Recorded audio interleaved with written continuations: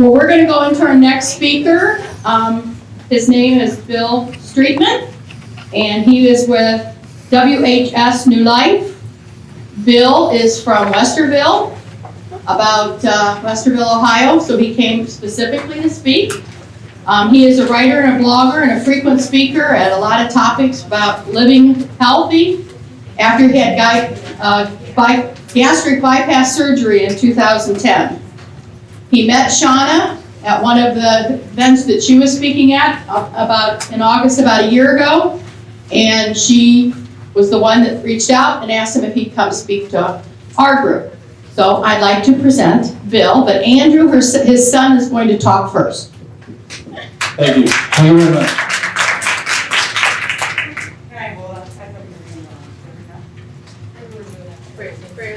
Yeah.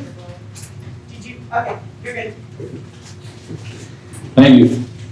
The introduction to my father. My name is Andrew Streetman. Before Bill gets up to speak, I just want to let you know of a recent development that has befallen him. And I'm sorry I'm reading off the paper. I'm not very good at public speaking, but a year ago, a fairly large tumor was discovered growing on the right side of his neck, tucked up under his jaw. The tumor was removed a couple weeks ago. However, during the surgery, it was discovered that the tumor had enveloped his vagus nerve, and the only way to remove the tumor required severing his nerve. Just try not to cry. As I'm sure some of you know, the vagus nerve manages the muscles that control the right side of his tongue and his throat. This affects his ability to swallow and to speak. We were assured that his voice would return in some capacity and that with therapy, he would be able to swallow food and liquid again.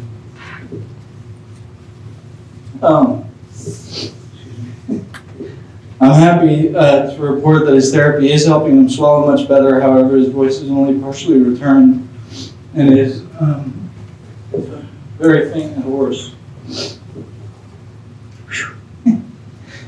Canceling his presentation was an option, but knowing my dad as I do, he would not want to cancel and leave your agenda with an open spot. He loves telling the story of overcoming obesity, his weight loss journey, and the ways that he has turned around his life. It's a difficult thing for a public speaker to lose his voice, but my dad has overcome large odds in the past. As you'll hear soon, losing 200 pounds and keeping it off for 7 years took a lot of courage to overcome many barriers.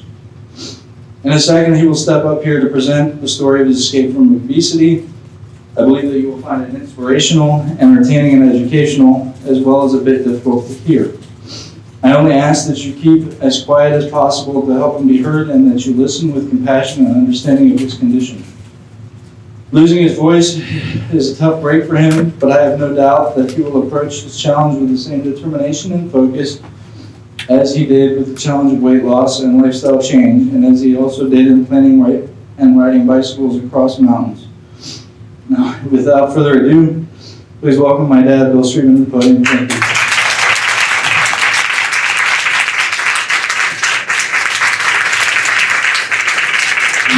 you. All right, here goes. I'm going to try it. How do I sound? Great.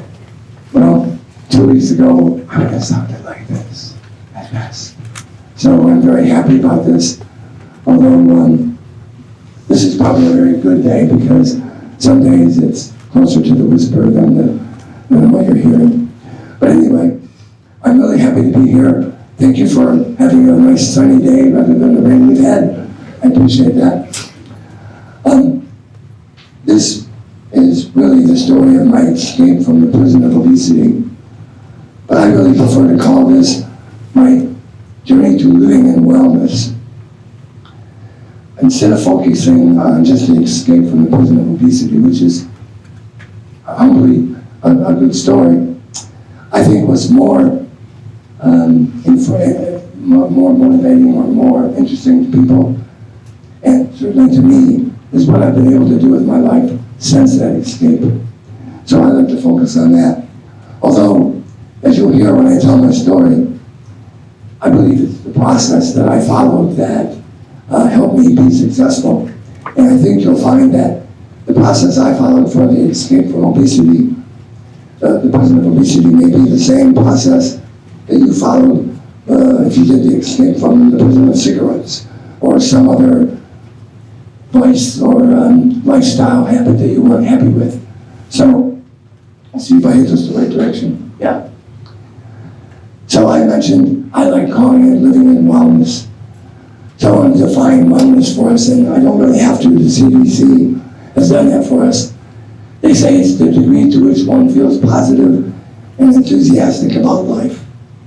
And of course, you're not feeling positive and enthusiastic about just any life. You're feeling it about your life.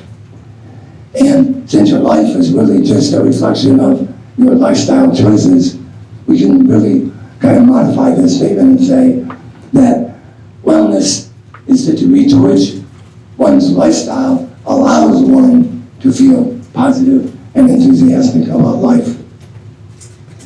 So, I said that word lifestyle now a couple times too. Let's look at that for a second.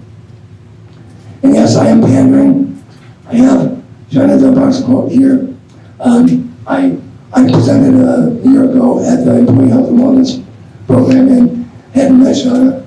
And just had done some research on other people who had spoken. I saw her quote and I liked it, so I'll put it in my presentation. And so because of that, I'm back here today to speak again, so everything goes around. But two things that I think are really important to understand. One, we have an epidemic of obesity in the United States. And that epidemic of obesity actually is a result of poor lifestyle choices. Those poor lifestyle choices lead to disease and illness that are totally preventable. But the second thing that kind of a tenet of life that I go on now, lifestyles can be modified. They can be managed. Your lifestyle can be changed from one that is destructive and causing illness and lack of wellness to one that enhances your quality of life and expands you into living in wellness. In my case, I have a 50 or 40 year history here from age 14 to age 54, kind of showing you how my lifestyle affected for one, my size. Back when I was 14 and ran track in junior high, I weighed 150. I played every sport imaginable. Can you hear me okay? Okay. Sorry. And of course I was a teenager, so, I ate a lot, but as it says on the bottom there, I ate well because my food equaled my mom. My mom fed me, so I ate fairly well. Jump forward 10 years, I'm 24, and I would say I was in the best shape of my life at that age. I ran long distances competitively. I taught gymnastics. I played every sport you could play. And I weighed about 180. That's just because I was now a young man that filled out a little bit, had some muscle mass. And that was really a good lifestyle, good results because of it. But in the next 10 years, a lot changed for me. I met my wife, Colleen, and I'm not blaming her. I had 3 children. Andrew was the oldest, I had 2 other sons. I started a career as a consultant to the gas and electric utility industry, which meant I traveled a lot. I traveled a whole lot, like sometimes 200 airplane flights a year. Also entertained a lot, or was entertained. And if you've done business travel before, you know that you can eat and drink a lot on other people's nickel. And that is really fun, at least at first. Also started working too much, 80 hours a week. That's like 2 full-time jobs. All I did was work. Stopped running, stopped working out. Really, I had 3 poor lifestyle choices you can think about I probably took, which resulted in the gaining of about 45 pounds. But it was in the next 10 years that I really swelled up, gained 125 pounds, started my own business. My cholesterol was rising, my blood sugar was rising, my blood pressure was rising. I was beginning to have some problems with knees and joints, things like that. The 10 years that followed that then added another 54 pounds, and by then my blood pressure was overall high. My knees wouldn't allow me to run, wouldn't really allow me to do much but stand straight up. I had basically, that's the highest I got, 404. And that was the scale at home. If I used a doctor's scale, it was 411, but you know, doctor's scales are always too heavy. So, you can see a 40-year progression here, and even if you start from when I'm 24, 30 years, for me to eventually be bound into the prison of obesity. Such that in 2010, as it says, I weighed 404, my blood pressure was rising, and I had basically hit rock bottom. I had tried over the years many fad diets, you know, the grapefruit diet, the cabbage soup diet, everything you can think of. I had joined and participated in several commercial weight loss programs, and I had attended hospital supervised nutrition programs. Each one of those had a little bit of success for a while, and then I'd slip back into old habits and gain weight back more than I had actually lost trying these things. One thing that I want to point out is that nobody wakes up and decides to run into that prison of obesity. It's a very slow process, in my case 30 years. But you find that you slowly walk in, they don't lock the doors to the prison of obesity. You can walk in freely. You can find a cell that looks good to you. They don't even bother shutting the doors at night. You find a comfortable bed, you sit back, open a bag of chips and watch TV. That's how seductive it is. That's how slow it happens and you don't notice it. I didn't notice myself gaining all that weight over those years, even though it was a couple 100 pounds there. It just slowly came on, and one day I found I was trapped in the prison of obesity. Now, I'm just going to jump forward for a second, but I'm going to talk about this in a minute. On October 4th, 2010, I had gastric bypass. 1 year later, October 3rd, 2011, I weighed 202. My blood pressure was perfect, my blood sugar was perfect, my cholesterol was actually low. I had run a 5K, but most importantly to me, I now fit into restaurant booths. I now fit into airplane seats. I didn't need seatbelt extenders. The things that affect your quality of life have really improved for me. And for 7 years now, I've led a very active and healthy lifestyle, aside from my voice. And again, I call that my journey to wellness. So today, this is a story I'd love to tell. In fact, I would say that, I'm just kidding now, but I consider you guys all my psychiatrists. You could bill me $90 for the next hour if you wanted to, because truly, this is my group therapy session. I love telling my story, and I love working with people that are maybe 50 or older. I was 54 when I had my surgery. So there are circumstances for people that are in their 50s and 60s that are different than when many of us were in our 20s and 30s. So I kind of focus on that, but not exclusively. Part of what this change for me has allowed is this list of things here. I love speaking, and I do it at all kinds of conferences around the country. I love coaching. I love writing about this. I've published several national magazine articles and been the subject of many. I have a book coming out in summer, mostly summer. I'm an activist. I've been elected to the board of directors of the Weight Loss Surgery Foundation of America. I speak out on this subject all I can. And as an athlete, I'm very proud of the fact that last year, 2017, I was named the Male Dairy Athlete of the Year for the summation of all the bike rides I've done and things that I'll show you in a second. So obviously, for me, this process opened up a whole new world. But before we came to that, before I had the surgery, I had to hit rock bottom. I had to have that moment of clarity that the life I'm living and the life I want are not the same thing, and that there's a huge gap.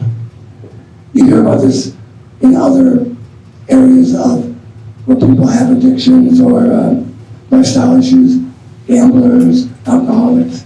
There's a moment in time, though, most of them will tell you when they hit rock bottom. For me, that moment came, there was a couple of my hard hits, so it took me to bumps off the bottom a couple times. One was when I was on the airplane, and mind you, I travel all over the country as a consultant, so I was on the airplane a lot. Luckily, being that I flew all the time, I was always Chairman's Club or President's Club or something, so I got bumped into first class. First class seats are big. The armrest is big. Thankfully, because I'm in a coach seat, I actually occupied 1.5 seats, so it was always an issue for me flying. Well, the first time I had to ask for a seatbelt extender, I kind of snuck on the plane and was looking to see if I could find one myself. Couldn't, so I sat there and finally flagged down the flight attendant and kind of whispered to her, I need a seatbelt extender, hoping she'd go find one and bring it back to me. Of course, what did she do? She says, I don't know where one is. Hey, Judy, do we have a seatbelt extender on board? The guy in 25B needs it. Obviously, that was one of those times when you just wanted to kind of slide off the plane. Second one occurred when I was a little bit late for a business dinner, and I showed up to find 6 people sitting at a booth. Already had appetizers, drinks, and bread on the table. I can't fit in the booth. So it took just about the entire wait staff of the restaurant to come and move all of our stuff over to a table where I could sit in a chair. Another one of those times when I wish I could have disappeared. So rock bottom is a hard place to be. Well, when I had that moment of clarity, and I realized that the life I wanted and the life I was living were far apart, and there was a big gap there. It called into mind what I had done my entire life in my career. Working for utilities, I basically ran projects for them. I was a project manager. And projects are things where you're going to utilize your time, your money, your resources, and planning to be able to close a gap. That's exactly what I said. I have a gap. Hey, I know what I'll do. I'll make my health and well-being my project. So I figured I was a pretty successful project manager. I thought I'm going to apply what I've done my whole life. And I utilized this little chart that I always used in my business. This is my chart, but the idea isn't original. This is pretty generic, really, as far as project management goes. 7 steps in this cycle. Number 1 was to identify and define the issue. Number 2, to establish some goals and objectives. Take those, the identification of the problem and put some numbers to it, specific numbers. Then research methods of achieving that goal. After you've researched it, then sit down and design your solution. What is my plan going to be, including how I'm going to implement my plan. Because most projects I've ever run have a startup phase, then you hit this great expansion phase, and then eventually you get to some steady state phase. If it's a defined things project, then you usually have a ramp down phase. But since this was going to be a journey for me for the rest of my life, and I hope that goes on for a while, I said, I don't need an ending here. I just want to ramp up and then stay steady state. Finally, on the design part, no matter how well you design a program, there's going to be barriers and challenges that pop up. Some of them you can kind of guess what they're going to be. Others you might not be so sure. But being forewarned about these and having a strategy to overcome those barriers is very important so you don't get sidetracked. So put that in your plan. Finally, implement that plan and implement those strategies when those barriers come up. And then lastly, measure your results and compare them against your expectations. If you have any issues there, it gives you the opportunity to modify your plan, modify your goals, and you go back through the cycle again. You design the perfect plan, well, you're going to end up taking one trip around and you'll have success. Again, this is just my model for project management, but I said, on my project, so here goes. So the first first thing I did was, as I said, to identify the issues, the actual problem that I'm having. I'm having a problem right now, so excuse me 1 second.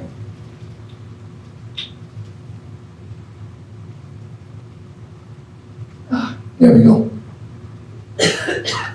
So I mentioned these two, the short term and the long term.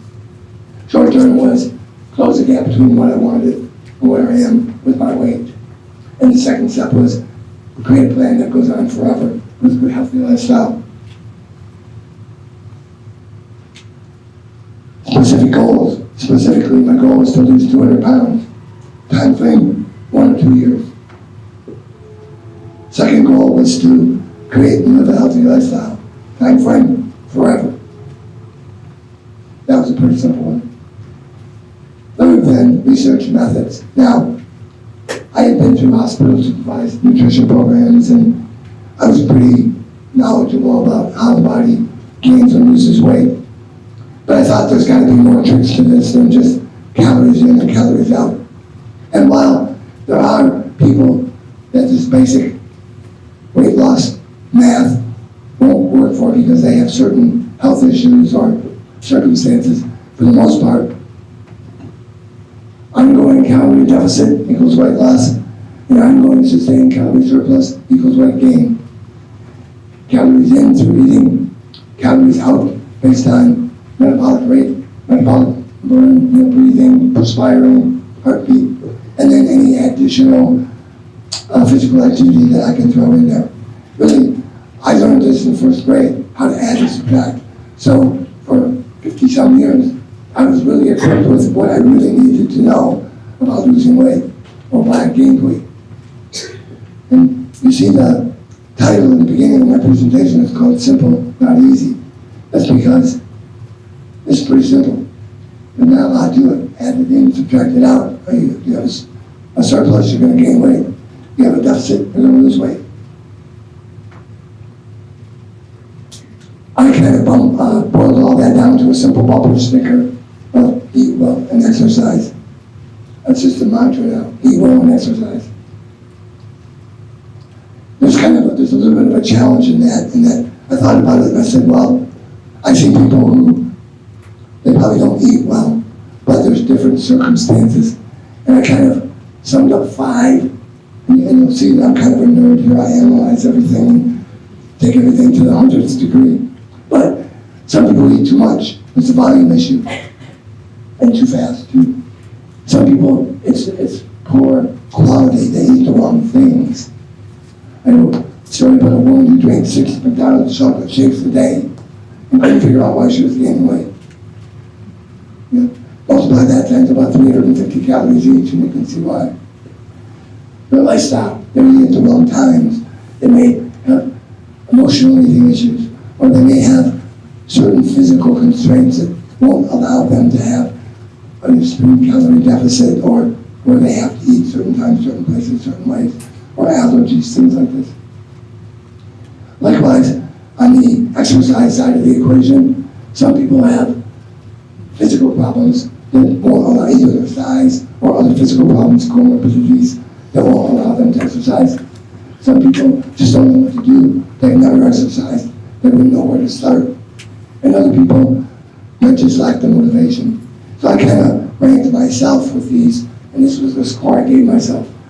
I said, I definitely know what to do to exercise. My whole life I was an athlete as a teenager, child. But I wasn't motivated to do it, mainly because physically, I like to say that I used to ride my bike till I got about 350 pounds.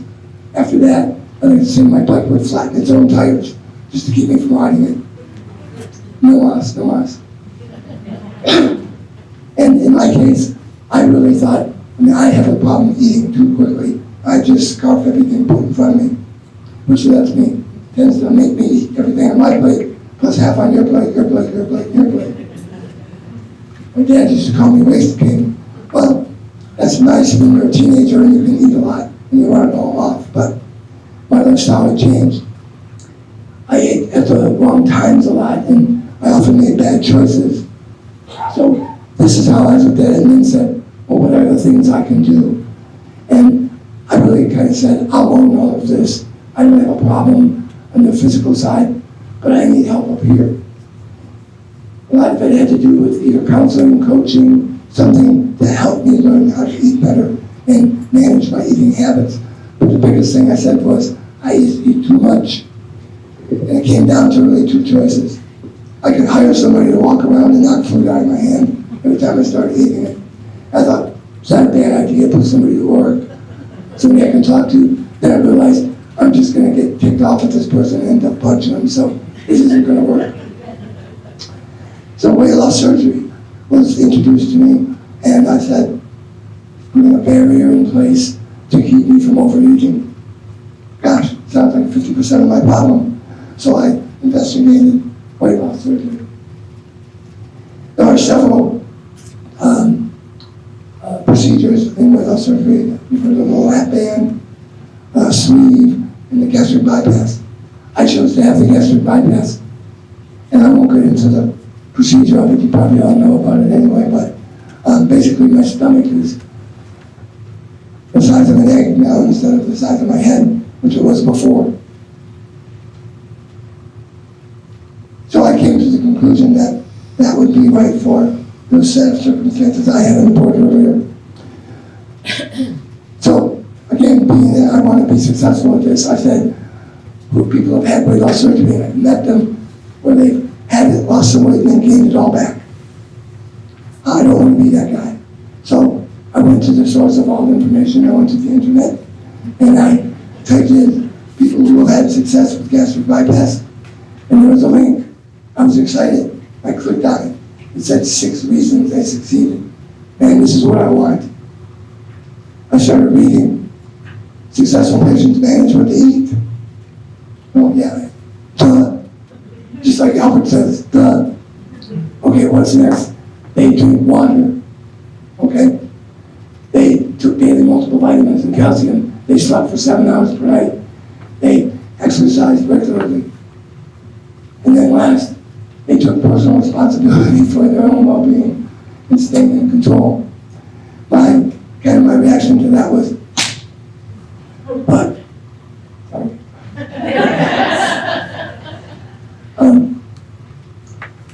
What I found was simple.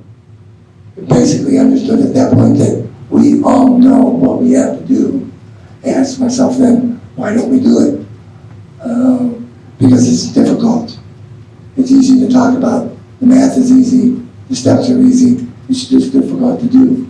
And that's when it hit me. Regardless of whether you use weight loss surgery or any of these other programs, no matter what you do, the universal truth about weight loss and lifestyle management is it really comes down to your ability to manage the calories brought into your body and your ability to burn calories so that you can maintain balance, or if you need to lose weight, have a deficit. So the answer to the $100,000 question, how did you lose weight? It's not gastric bypass. It's not eating popcorn only for a year. It's not using the Vine Master. It's eating well and exercising. It's that little mantra. So it turns out that weight loss and weight loss management, lifestyle management, really is simple. It's just not easy. And I turned to Webster, and Webster verified my feeling. He says, simple, not complicated. Addition, subtraction. Easy to understand, first grade. Not elaborate and straightforward. Yes, that very much is the definition of simple. Easy, on the other hand, capable of being accomplished or acquired with ease. Anybody here ever quit smoking? Was it easy? Yeah. No. When my mom had a heart attack, my mom and dad were smokers. My mom had a heart attack and had to quit smoking. A couple of weeks later, I went to visit them. Mom was in the kitchen, Dad was, as usual, reading the paper in the living room. I said, Mom, how's it going? Good smoking? She goes, I hate it. I hate everything about it. All I want is a cigarette. I hate this. Okay? And I backed out of the room. I went in the other room and said, hey, Dad, how's it going? Stop smoking. He pulls out the paper and he looks at me like, I quit. Yeah, I know, but how's it going? just quit. So he's that one guy. That, okay, that's good for you. He's that one guy. But there's not a lot like him, also like my mom. Whether it's quitting smoking or quitting any other addictive trait that you need to free yourself from is very difficult. Posing no difficulty, requiring little effort. Free from worry, anxiety, doubt, or pain, and little effort. Obviously, we can see in being hard is just the opposite. Weight loss management, simple process, just not easy. So what we really need is some help making this simple process a little easier to achieve. So the fifth step in that plan was to identify barriers to success. Now, I said I was a project manager all my whole life. I've been told by some clients that, Bill, you're the best project manager we've ever seen. Best in the country. Cool, I like that. But I've been fired. I didn't bet 1,000. I've been fired from a few jobs and told, Bill, you're the worst project manager we've ever seen. I didn't like that. But they say you learn more from your mistakes than your victories. So what I thought is, this is a project like any other project. It just happens to be me. I'm going to analyze about a dozen times when I feel I failed. And they weren't all work related. They might have been part of a church group committee or anything where I was in charge and I kind of failed or didn't succeed. And I found 4 traits that came up over and over and over again.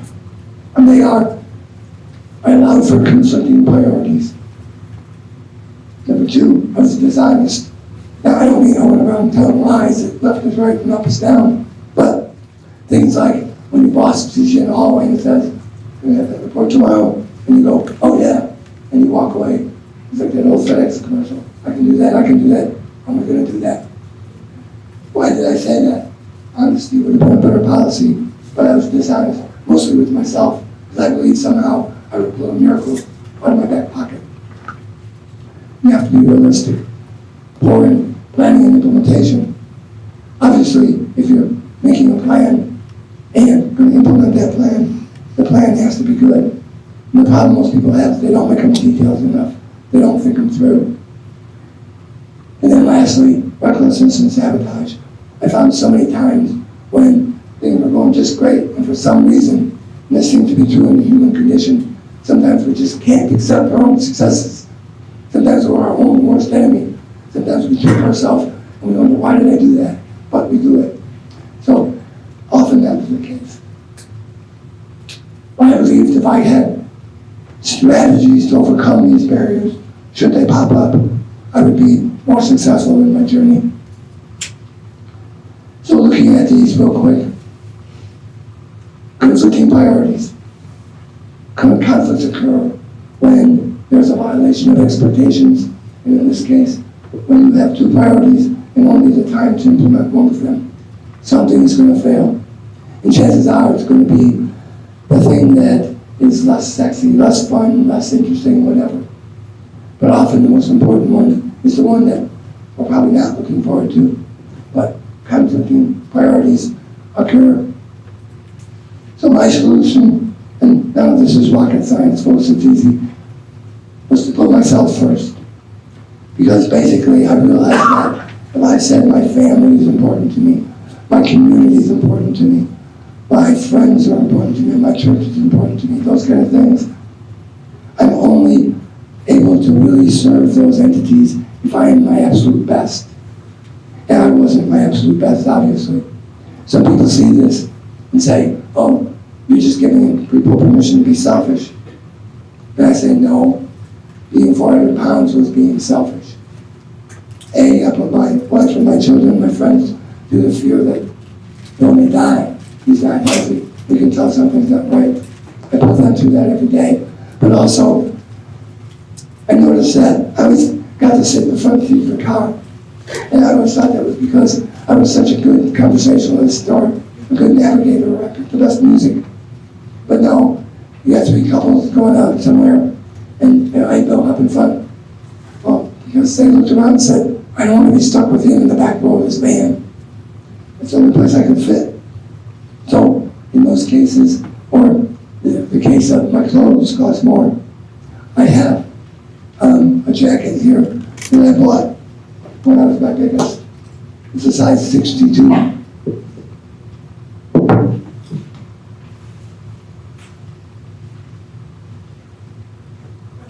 That's a 44. And it's big.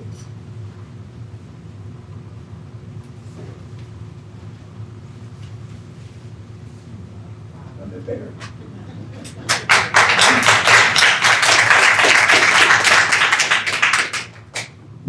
So this jacket, as ugly as it is, as my wife reminds me all the time, hey, it was the only size 62 they had in the store, and it probably cost about $200. That one, there, I bought it at the resale shop for $12. And if you've ever been to the resale shop and gone to the 5X size, that's about as good looking as they come. So, my clothes cost more. We used to look at the bed. When my wife slept, there was a little dent. Where I slept, there was a big dent. They don't give mattresses away. This is the act of being selfish. Taking care of myself and putting myself first was actually not an act of selfishness, but an act to allow me to be able to support the people and the things that I love most. Dishonesty. And this is the key thing here. Nobody gets to weigh 400 pounds without lying to themselves a lot about a lot of things. Things like, you get clothes in a 2X fit me yesterday, now I'm in a 3X. I blame it on the people who make clothes. They're making them smaller. And better than that, I'm just bigger. Those bars that come across you in rides that now didn't fit me, they're just making these rides smaller and smaller. The dishonesty to yourself is the main thing. But there's other dishonesties. Back in these days, like I said, you want to avoid understanding that the process is really simple. It's just that I don't have the guts to do it. I tell a story about Alan Oski, a friend of mine, who used to work for me.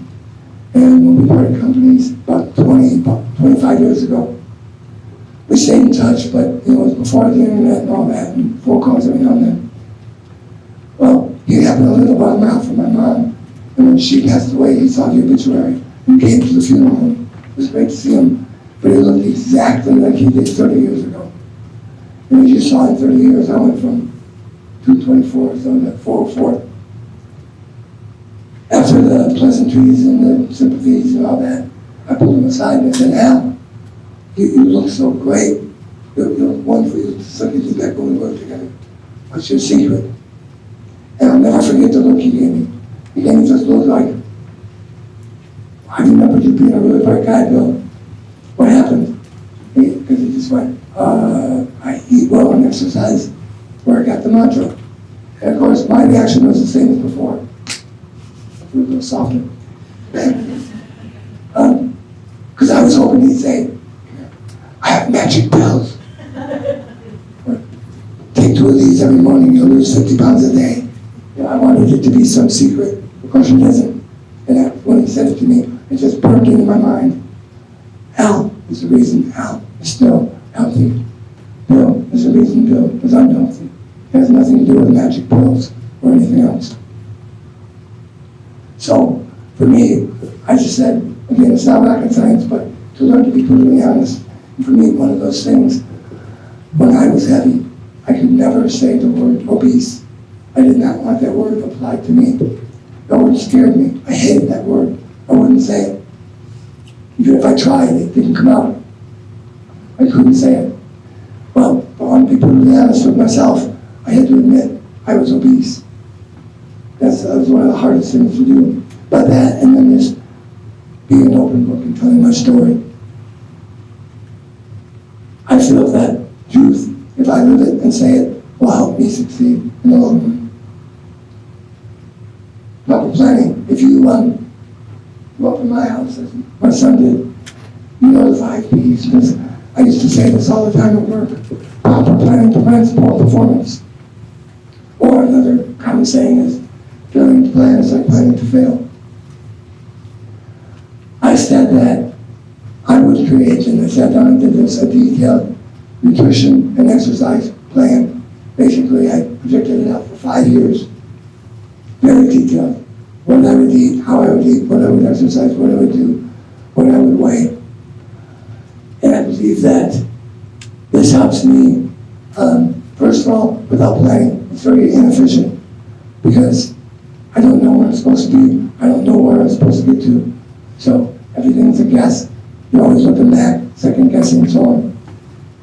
So my idea was to form this nutrition and exercise plan. This one thing that I found, and this has been reinforced over the last 7-8 years, planning your own plan breeds ownership. Yeah, what's your name? Elaine. If Elaine has a plan and gives it to me, I go to follow it. And then I fall off track a little bit and it doesn't work. Elaine's plan sucked. She's got a horrible plan. How can she call herself a professional? Oh, and it's my plan, a lot more ownership. And I'm sorry, Elaine, I was just picking on her. Her plan's great. Her plan's wonderful.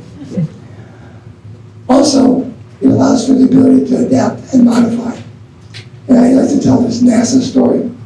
I honestly don't even know if it's a true story, but it doesn't matter because it points out exactly what I'm trying to say.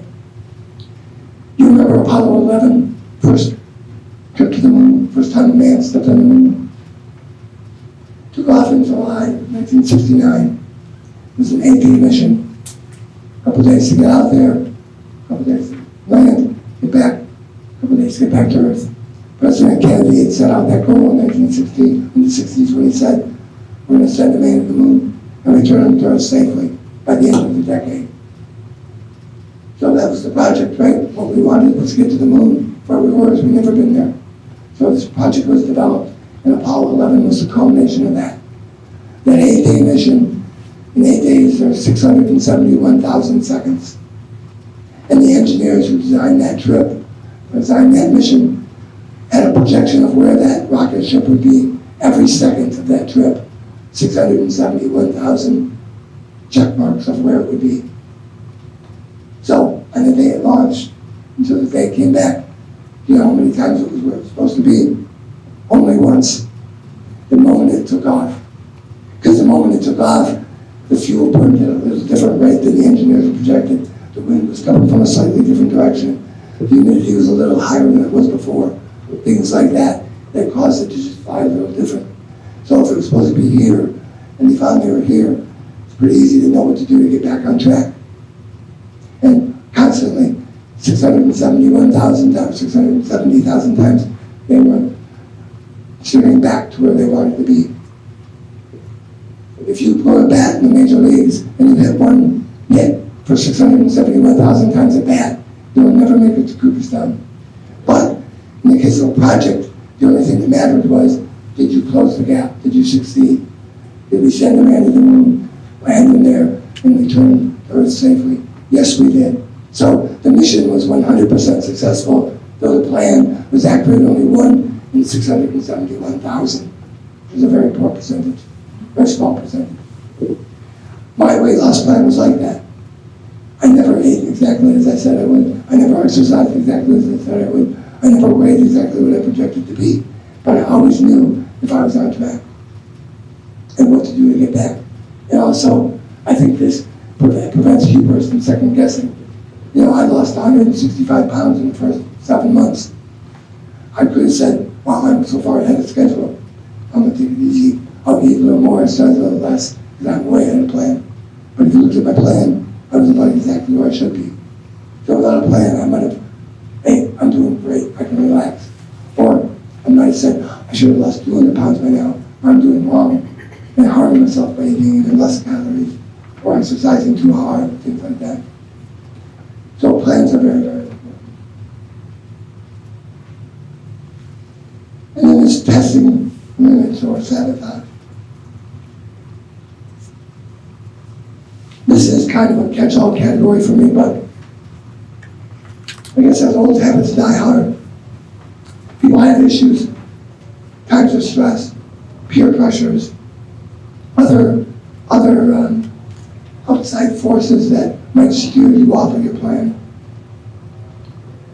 And people definitely overcomplicate things. I've met many people who weigh 400, 500 pounds, and may say, I would love to lose weight, I would love to eat better, I would love to exercise, but I just don't know where to start. And my saying to them is, dude, you weigh 400 pounds, you ate a pizza for dinner, maybe eat 3/4 of a pizza, and then later eat half a pizza. If you break down, you don't know what to exercise, walk around the block. Too much, walk to the end and walk it back. Walk up and down your stairs. And we all know how to do a little bit of exercise and how to eat just a little bit better. But we want to be fine-tuned. We act like we're Usain Bolt. You know who Usain Bolt is? Fastest man in the world. When his training regimen, his nutrition regimen is very, very, very specific. But he's the fastest man in the world. Are you? I'm not. I was just a 400-pound guy who ate too much. So when people say, it's too complicated, I can't figure it out. You don't need to figure it out. For half a year down the road, you lose 25, 35 pounds, you'll get motivated, you'll start fine-tuning. But overcomplicating it is easy because then I can say, I don't have to do it. I'll just keep eating and sitting here. Well, some of the things that I did, at the beginning, I would eat a bite or two, and then I would take that third bite, and it would be just too much for my stomach, and I would throw up. And people would say, well, you just have to learn your limits. And that made a lot of sense to me at first.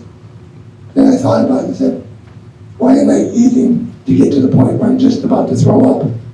What purpose does that serve? And that's when it occurred to me that I'm really eating for what I need to use my body for. Like when I'm on a bike ride, I have to eat about 5,000 or 6,000 calories a day, just because of the activity of riding my bike. If I did that today, I can barely fit that in, but if I did that today and every day, I would gain weight like crazy. So you need to eat to fuel your body. You have to eat for what you want, not for what you need, not for what you want. So I call that living by design and election. I design how I want to live my day, and then I elect to follow my plan. It's very empowering when you think about it, because I'm not doing it because my nutrition program, my diet program told me I can't eat this. I'm skipping that and eating this because I choose to do it. I see it as an empowerment.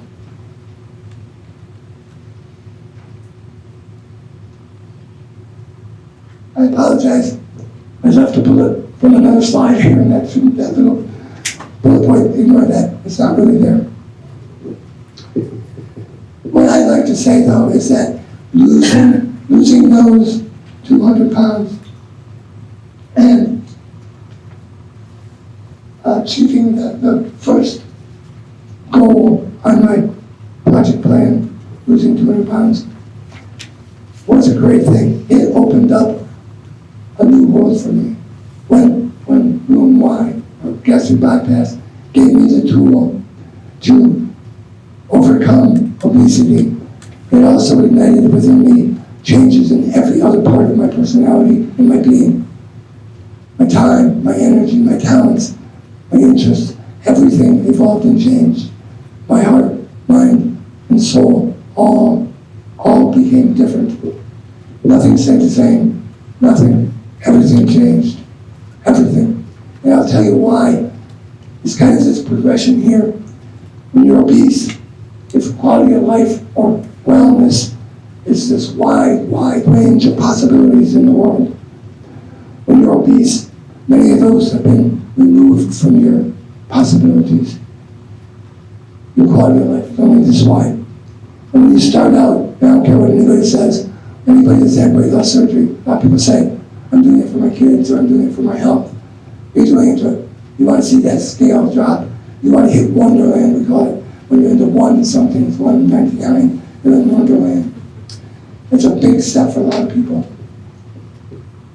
Weight loss did that for me. It opened up my world a lot, but only some of the possibilities. And when you start seeing that number go down, and when the scale hit 200, I was excited.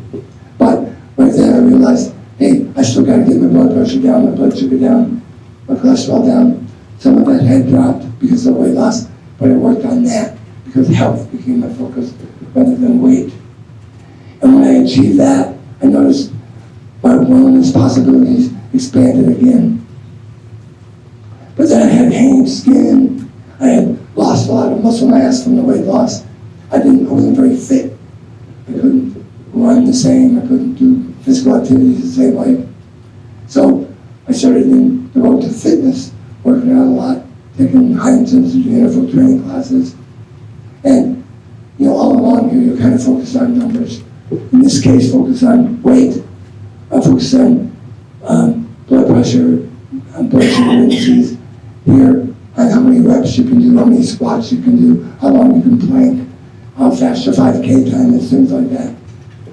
And once I kind of got fitness as part of my routine, suddenly my world not only opened up, but I had visibility into what using my newfound lifestyle, my newfound life could give to me. And that's when things, in my opinion, really took off.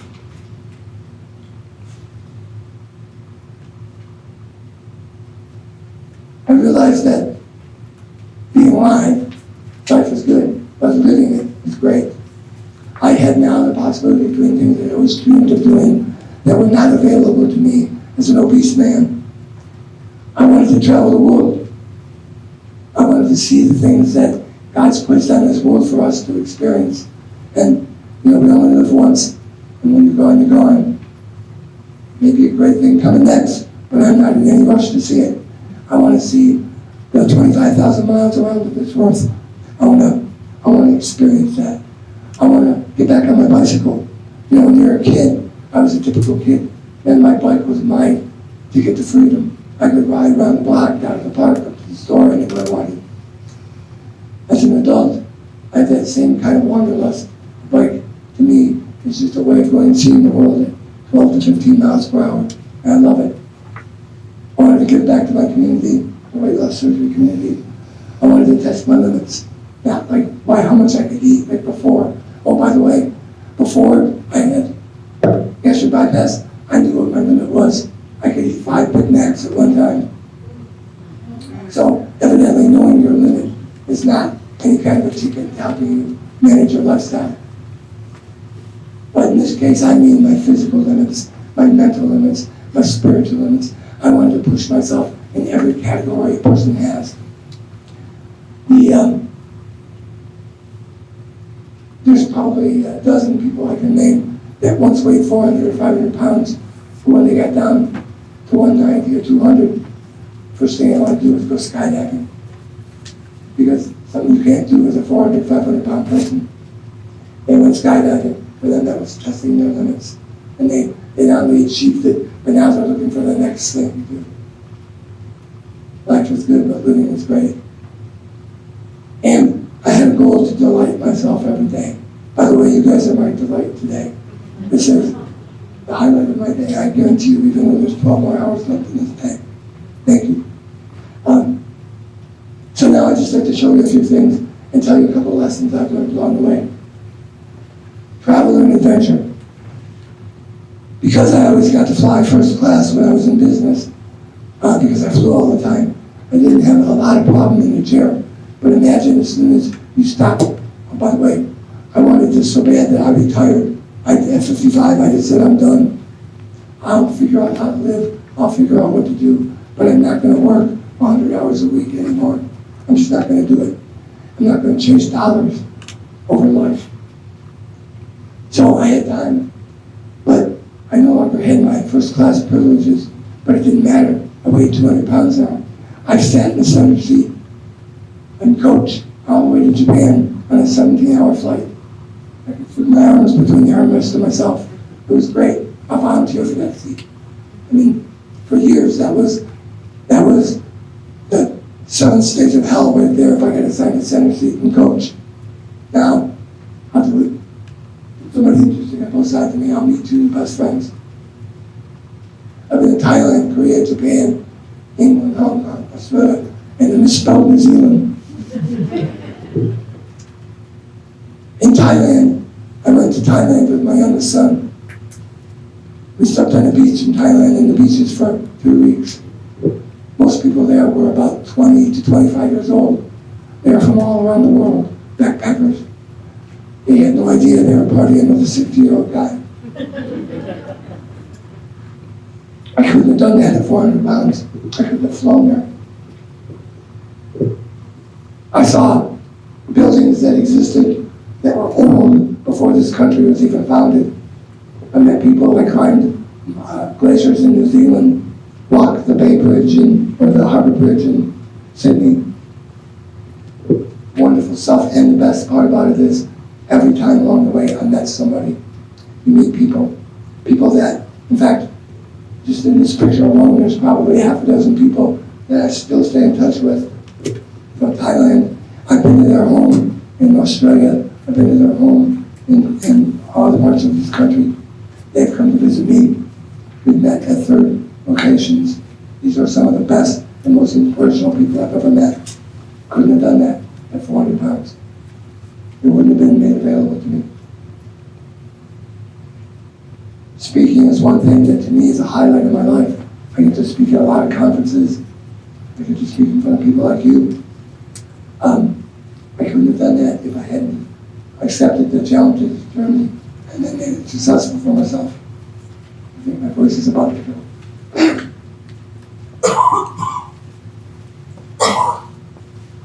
Like I said, giving back, I was elected to the board of directors of the Weight Loss Surgery Foundation. We're a 501(c)(3) not-for-profit that raises funds to give surgery grants to people who have been medically recommended for weight loss surgery, but do not have the funds to pay for it, no insurance that covers it. To date, we've saved 24 lives by giving grants to people who have had surgery. We require those people to become an advocate in the community. We require their doctors to give us a discount. Hospitals give us a discount. We work through to keep the price low. But 24 people have had their lives saved because of that. A few others have had, when we've had some extra money, we've been able to give money to grants for skin removal surgery too. That has given me probably the most overwhelming feeling of I'm doing something important. When you see the lives of these people and see how they've changed, and a lot of them were in a lot worse shape than I ever was. They weren't athletes when they were teenagers. They didn't gain weight. They were born big and stayed big their whole life. Some really hard cases, but some people that have really turned their life around. This is probably where I've experienced the most and learned the most, is riding my bike. I also decided that if I'm going to ride cross country a lot, I'm going to go ahead and do it to raise some money and raise awareness about obesity and about the Weight Loss Surgery Foundation, and to show people that by my own example, you can escape the prison of obesity. So I started it, and I ride the Tour of Hope. Every time I go on a bike ride, I learn something significant, either because of people I meet along the way, or just the experience. The best one, I was riding from my house here in Westerville down to Raleigh, North Carolina. The Appalachian Mountains are in the way. There's no easy way. There's no way around them. You have to go over them. On the fourth day, which was always the hardest of a 2-week-long bike ride, it was 525 miles and I had 10 days to do it. On the fourth day, on the third night, I finished. My wife Colleen was driving in a car, so she picked me up and went and found a hotel. Next morning, I came back to the same spot so I could start. Now, I stopped where I stopped because there was a big mountain ahead of me. And I thought, I don't want to ride up this mountain. At the end of the day, I'm tired. In the morning, I got there, and where the day before had been sunny, today it was rainy, misty, and the fog was about to eyebrow level. And it didn't dark in order to see anything. I got on the bike and I said, I really don't want to start this ride in the rain, going up a mountain. Is there a way around it? And I looked at my GPS, and there was, but it was a 16-mile detour. I couldn't do a 16-mile detour. I had to go up this hill. So I started pedaling, put my head down, and mumbled a lot. Some nasty words about the hill, about what I was doing. Why am I doing this? This stinks. The weather's horrible. I can't see anything. It's hard. And you know, if you've ever ridden your bike like that, you get it, you do mind tricks. You know, I was counting my strokes. I was singing goofy songs. I was doing everything I could to ignore the fact that this was a real challenge to get up the mountain in the clouds. And I hadn't even noticed that. It started to thin out. And pretty soon, the clouds were actually below me. And I got to the top of the mountain. And it was basically a bald mountain. There were no trees there. So I could see forever. And if you know the Appalachians, they're really a series of big mountain hills that go on and on. So the clouds had descended into the valleys, and all I saw was the peaks of mountains popping out for as far as the eye could see in all directions. Beautiful yellow sun overhead. It was the most beautiful thing I'd ever seen.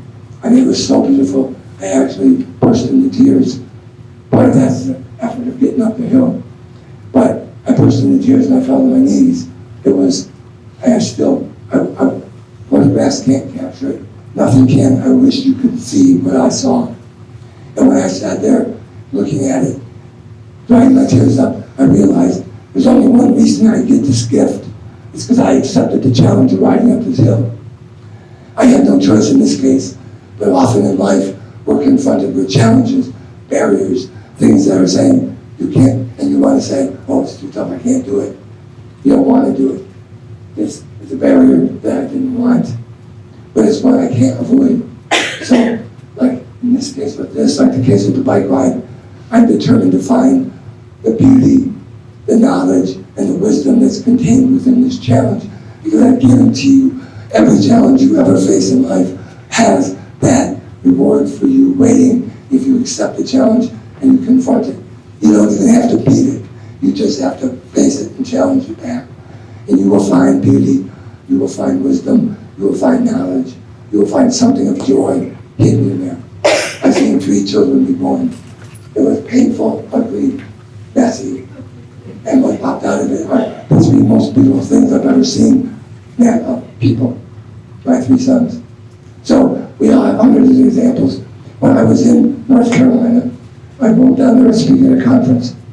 And while everybody was in one session, I sat out and I asked a woman, I started talking to a woman who was selling vitamins. And I told her that. She said, oh, you're the bike guy. You get known as the bike guy. And I told her that story. And I looked and she was crying. And I thought, man, I'm a good storyteller. She's crying. And I said, I'm sorry. She said, no, you don't understand. She said, your story really hits home with me. You see, 2 years ago, I was living in an abusive relationship. I have 2 little kids. And my husband beat me and beat them all the time. One day I just got in the car and I left. I drove 2 states away. I had no money. I had run out of gas. My car quit working. We lived in the car for a week after that. And I realized my kids have no life. This is horrible. She said, I planned on killing myself. I had made a plan. I'm taking my kids to social services and I'm going to go kill myself. Well, actually, on her way into town, she passed out. She woke up in the hospital. She had been diagnosed with cancer. I don't remember what kind, but it was one of those cancers that you can't mess with this. She said, so they had me in treatment. I didn't want to. I still wanted to kill myself. But I was sitting in the chemo chairs. And I've never seen this, but I guess sometimes in line of 4 or 5 chairs, people sit there taking chemo. The woman next to me and I struck up a conversation. She became my best friend. She became the reason I wanted to live. So, in some strange way, I'm so grateful that I got cancer because it saved my life. Well, I was crying like a baby because I thought, I think I discovered something special about riding a darn bike up a mountain. And she's over here celebrating cancer. Again, no matter what challenge you're given, no matter what challenge you face, there's something of beauty, there's something of wisdom, there's something of knowledge, there's joy hidden inside of that somewhere. The only problem is if we don't look for it and seek it and try to figure it out, we spend too much time fighting against taking the challenge and not enough in trying to defeat that challenge and find our beauty. And then, as I said, in 2017, I was, as a summation of all my bike rides and other physical athletic activities, I was named the male Barry athlete, male Barry athlete of the year for 2017. something I'm extremely proud of. And again, nothing that would ever would happen at 400 pounds.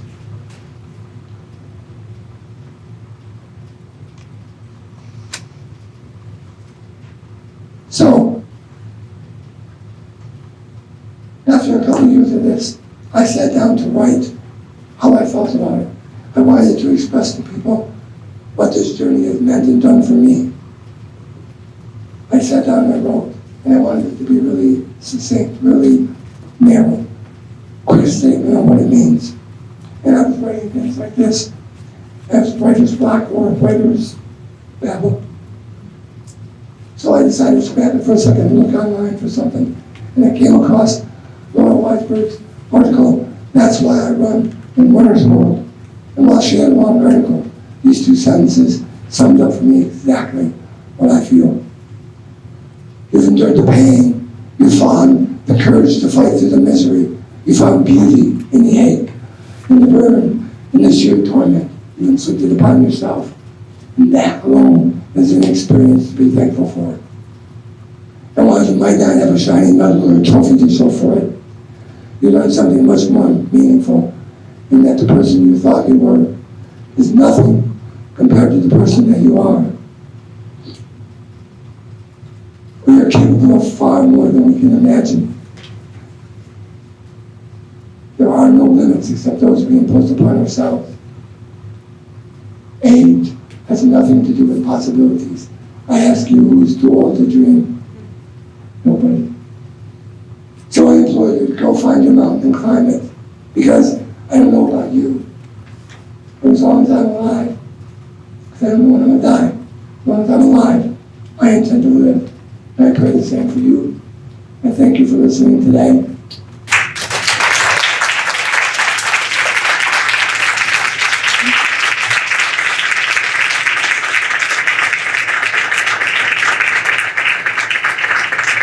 Thank you. Anyone have any questions for Bill? Well, we want to thank Bill. It's very inspiring, and I love it. Thank you very much. I have one favor. I want to take a selfie with you guys. This one. I know where your phone is, you can just find it. Okay, I'll use yours. I'm turning the camera so I can see it. Oh, it's on video, change it to a picture. Can you see it?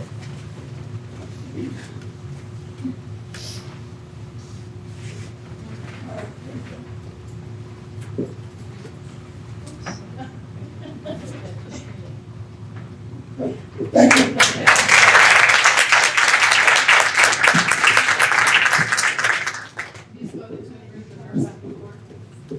Yeah, I spoke to the Ohio Association of Peri-Operative Nurses. Yeah, I figured